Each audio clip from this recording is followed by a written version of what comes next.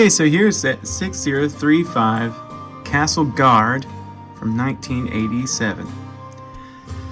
And yeah, not much to this. It's pretty small, but this is a great little sort of standing tent, keep you out of the sun and the rain elements. Like if you're in the middle of the field or the edge of the kingdom, or maybe the boundary outside of the castle. Or, you know, it's so little pieces that you use your imagination to set it up and tear it down, bring it different places. Maybe while the knight is on a trip or something, traveling, he could bring his squire, his soldier, and a tent. But I assume this is the castle guard here. And then this is just one of the knights. It is actually before like the Black Falcons were phased out. This was actually the Black Knight, and you can see these old commercials in a grainy VHS style on YouTube. You can go find them, but there are old commercials of Lego Castle from the 80s, so check those out. And this guy here is always referred to as the Black Knight, who has, this set includes 2 minifigures. One is a completely black knight, black pants, black torso with the armor printing on the front, the old style, black helmet, black feathers, and these black feathers are pretty hard to find and pretty rare. And then they only printed 2 styles of shields during the 80s for the Black Falcons. One was a Black Falcon shield like this with the yellow around the rim, and then the other one was the blue around the rim. I don't know, I kind of, the blue is probably a better look. I really like the blue and white look, and blue and black from the Black Falcons. I think that's really cool. The yellow is kind of funky. But however, in the Middle Ages, they did, knights in particular, would actually utilize a lot of bright colors, especially if they were on the battlefield.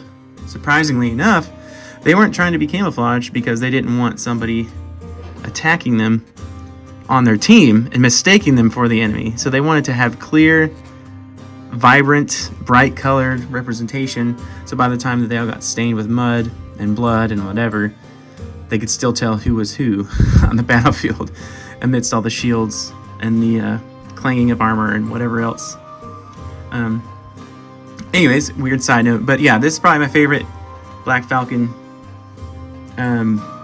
design. I like that he's all black. I think that's pretty cool. I definitely like the accessory armor later on that you actually put on with this helmet that opens and closes. Those are definitely my favorite, albeit a little bit more cumbersome to play with. So I think usually the 80s stuff wins with both architecture and playability. There's like a perfect blend usually. So that has something to do with it, I think, with the way that they stuck with designing the knights for so long. So you get the Black Knight, and then also Castle Guard. I assume he's just this minifigure standing here. Mine's a little faded. It's hard to tell on the camera. It actually looks pretty good on the camera, but it's a little bit faded, a little bit rubbed, like someone did like that. But yeah, just a simple guard with a helmet, with the nose protection or whatever, and he's got an axe. And I like the way this is. You could easily copy this with different colored bricks, and just any of them lying around, and you could make this longer or wider in the front if you just added a few 1x1s or 1x2 bricks up the sides. And it's a pretty simple, basic group of colors and pieces that you could pretty much find anywhere. So you could rebuild this for sure. This piece is kind of rare. I don't know that it's anywhere. I'm sure people could comment in what other sets this would have been in the 80s.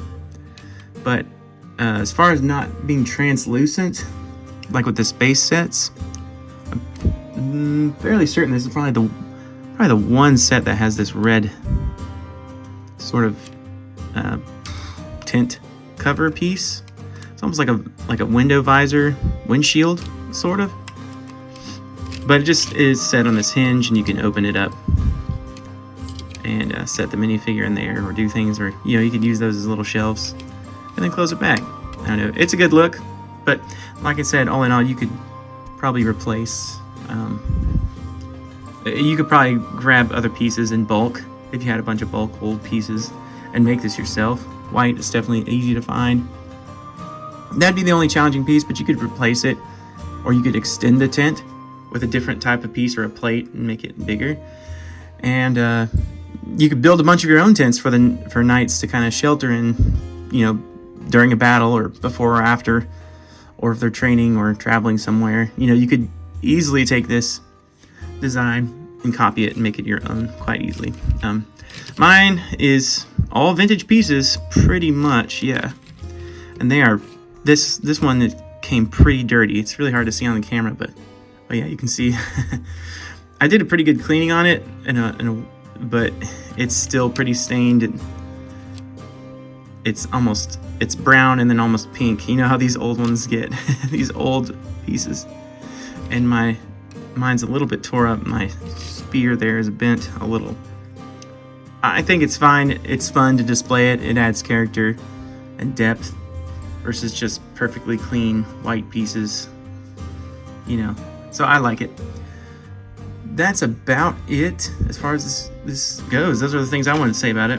Oh, and I do have the instructions. They're not in the best shape, but they are in one piece. They're a little stained and frayed. And that's pretty cool. There's not really anything on the instructions about alternative builds. I don't have the box, but if maybe you guys could post some of your favorite alternative builds to some of these old sets.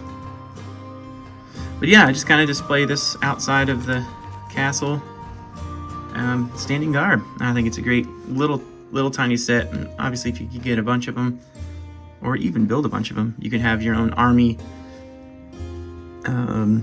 sort of pre-war or protection tents, or a place to rest, before and after battle and that kind of stuff, quite easily with this design build. But anyways, thanks for tuning in, and